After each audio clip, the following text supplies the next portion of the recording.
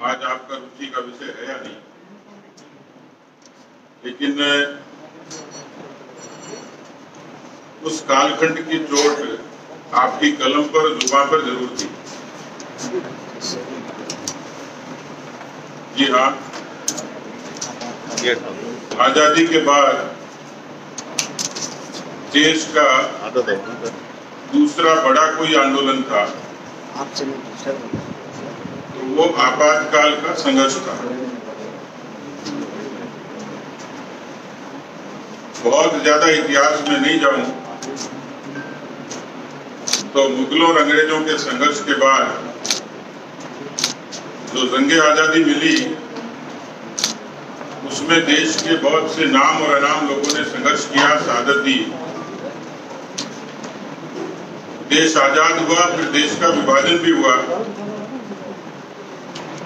उस पृष्ठभूमि में नहीं जाऊंगा कि विभाजन किन शर्तों पर हुआ और विभाजन की त्रासदी आज तक भी हिंदुस्तान कैसे सहन करता है, लेकिन देश को खुशी हुई, लोकतंत्र की स्थापना हुई और देश का दुर्भाग्य था कि उस समय की भोली भाली जनता के बीच में ये मिथक प्रचारित हुआ कि देश को आजादी कांग्रेस ने दिलाई, देश पर राज करने का, सत्ता करने का कांग्रेस पार्टी का, कांग्रेस पार्टी में ही एक वंश और खानदान का है। और उसी पारिवारिक विरासत की पृष्ठभूमि में नेहरू जी से चलते चलते इंदिरा जी तक आ गई। इंदिरा गांधी जी के व्यक्तित्व और उनके काम के बारे में इतिहास में बहुत कुछ लिखा गया, पढ़ा गया।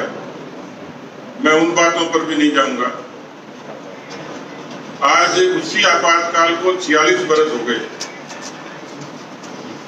और भारतीय जनता पार्टी इसको प्रतिवर्ष आपातकाल के काले दिवस के रूप में मनाती है।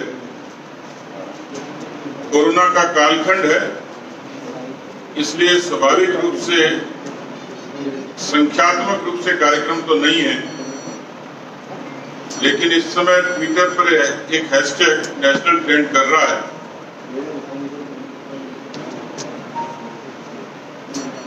नई पीढ़ी, क्योंकि और जल्दी पीढ़ी में परिवर्तन हुआ और दुनिया में भी इंटरनेट और उसके बाद तमाम जिस तरीके की वैज्ञानिक तरक्की हुई, दुनिया में बदलाव आया, तो पीढ़ी भी बदली, हिंदुस्तान में बदली। और ये चर्चा अक्सर चलती है कि हिंदुस्तान की नई पीढ़ी को इतिहास के बारे में किस तरीके से बताया जाए, अवगत कराया जाए, ये बहस चलती रही। उसी पाठ्यक्रमों से, पाठ्य पुस्तकों से छेड़छाड़ होती रही। आज भी देश में इस बात की चर्चा होती है कि देश के उस इतिहास को प्रमाणिक रूप से प्रस्तुत नहीं किया गया, पढ़ाया नहीं गया। लेकिन क्योंकि वो ऐसी विकट घड़ी थी जिसपे सीधे सीधे लोकतंत्र पर चोट हुई, जिसके लिए हम सब लोग प्रतिबद्ध हैं। आजादी की खुली सांस, हवा किसको अच्छी नहीं लगती, लेकिन उसी आपातकाल की उस ऐतिहासिक बातों को नई पीढ़ी संज्ञान में जरूर ले। वो किस विचार के साथ आगे जाए, कैसे पढ़े, किसके साथ जुड़े, दीगर बात है। लेकिन भारत के इतिहास की जो गलतियां हुई, मैंने विभाजन का जिक्र किया, विभाजन के बाद की, आजादी के बाद का दूसरा बड़ा आंदोलन, और इसी तरीके से इतिहास की दूसरी बड़ी गलती आपातकाल। और इसी सिलसिले में इस हैशटैग का जिक्र किया और इस बात को आप लोगों के माध्यम से जनता के बीच में प्रमाणिक तरीके से पहुंचाई जाए तो पूरे देश भर में पत्रकार वार्ताओं के आयोजन के जरिए पार्टी अपना पक्ष रखे। क्योंकि आपातकाल के उस संघर्ष में भारतीय जनता पार्टी का पूर्ववर्ती संगठन जनसंघ ये बड़ा घटक और बड़ा कारक था। मित्रों, 1971-72 इंदिरा गांधी बहुमत के साथ सत्ता में आई बहुत सारी इतिहास की पुस्तकों में इस बात का उल्लेख है और ये बात केवल आलोचनाओं तक सीमित नहीं है, इसके प्रमाणित तथ्य हैं। उस समय की इंदिरा गांधी की प्रधानमंत्री कार्यालय में संयुक्त सचिव हुआ करते थे मिशन नारायण, उन्होंने भी एक पुस्तक लिखी है आपातकाल एक डायरी करके, और बहुत सारे मैं देख रहा था रेफरेंस में कि सैकड़ों से भी ज्यादा पुस्तकें अलग अलग रेफरेंसेज में, लेकिन जो लबोलवाब था उसका जो संदर्भ का एक कंफ्यूजन था वो स्पष्ट रूप से इंडिकेट कर रहा था, जिसका मैंने जिक्र किया। और राजस्थान के बारे में इसलिए मुझे बार बार याद दिलाना पड़ता है कि मैं देखता हूं कि मुख्यमंत्री जी अशोक गहलोत जी अपनी बात शुरू करते हैं लोकतंत्र से, नैतिकता से, पर कांग्रेस के आज तक किसी नेता ने आपातकाल के बारे में कुछ नहीं कहा, वो भी लोकतंत्र पर हमले का हिस्सा था। 1971-72 के सत्ता के उस दंभ में ये कहा गया कि इंदिरा गांधी जी धीरे धीरे तानाशाह के रूप में तब्दील होती चली गई, बांग्लादेश की जीत ने उनके अभिमान को बढ़ा दिया और धीरे धीरे इस तरीके से निरंकुश हुई कि पार्टी की अध्यक्ष भी वही थी और देश की प्रधानमंत्री भी वही थी। कालांतर में ये हुआ कि देश में उनके नेतृत्व में भ्रष्टाचार ने महामारी का रूप लिया, सत्ता निरंकुश हो गई। और आपको ध्यान होगा कि उस जमाने में चापलूसी इस कदर हावी थी कि Indira is India, India is Indira. ये सब बातों का उल्लेख प्रमाणिक रूप से उस समय के संदर्भों में लिखा गया, बताया गया। मैंने आपातकाल देखा तो नहीं, लेकिन पार्टी के सीनियर लोगों से सुना है 1971 से उस कालखंड के बीच में धीरे धीरे संवैधानिक संस्थाओं को दुरुपयोग शुरू हुआ, सरकारी एजेंसियों का दुरुपयोग शुरू हुआ और देश में एक अराजकता की स्थिति बनी। और अराजकता इस कदर बनी कि 12,000 हड़तालें, स्ट्राइक्स केवल मुंबई में हुई उस कालखंड में। उसी कालखंड में 74 में गुजरात में अहमदाबाद और मोरबी में इंजीनियरिंग कॉलेज के छात्रों की मेस की बढ़ोतरी हुई फीस की, तो गुजरात के उन विद्यार्थियों के आंदोलन की परिणति इस रूप में हुई कि उस समय के गुजरात के मुख्यमंत्री चिमन भाई पटेल को छात्रों के आंदोलन के सामने विवश होकर इस्तीफा देना पड़ा। वहां जब चुनाव हुए तो कांग्रेस को शिकस्त खानी पड़ी। ये इंदिरा जी की पहली हार थी। उसी दूसरी तरफ बिहार में भी भ्रष्टाचार, बेरोजगारी और शैक्षणिक व्यवस्थाओं को लेकर वहां के अनेक छात्र नेताओं ने, छात्र संगठनों ने छात्र संघर्ष समिति बनाई और उस छात्र संघर्ष समिति ने वहां बिहार में छात्र आंदोलन की शुरुआत की, जिसकी परिणति बाद में समग्र क्रांति आंदोलन के रूप में हुई, जिसका नेतृत्व जयप्रकाश नारायण जी ने किया। और गुजरात का नवनिर्माण आंदोलन विद्यार्थियों का ये जब जुड़ा तो पूरे देश भर में आंदोलन की एक बड़ी शुरुआत हुई। बीच में घटनाक्रम हुआ, कालखंड में कुछ अलग अलग किस्म के संदर्भ भी आते हैं, जिसमें उच्चतम न्यायालय के मुख्य न्यायाधीश की नियुक्ति, इन तमाम बातों को लेकर कुछ और संवैधानिक बातें थी, जिससे तत्कालीन राष्ट्रपति वीवी गिरि जी भी सहमत नहीं थे। लेकिन क्योंकि इंदिरा गांधी जी पूरी तरीके से तानाशाही पर उतारू थी और इसी दौरान एक और काम हुआ। इलाहाबाद हाईकोर्ट ने भारतीय लोकदल के प्रत्याशी राजनारायण जी की पिटीशन पर इंदिरा गांधी के निर्वाचन को अवैध घोषित कर दिया।